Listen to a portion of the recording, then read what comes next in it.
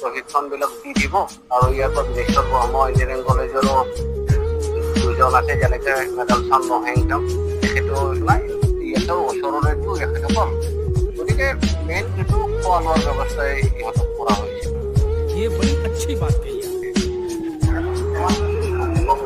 মানে যোৱাকালিলৈকে 50জনকে মাতিব দিছিলে, এতিয়া ৰাতি 12টাত আকৌ মেছেজ আহিলে এতিয়া 25জনকে মাতিব দিছে।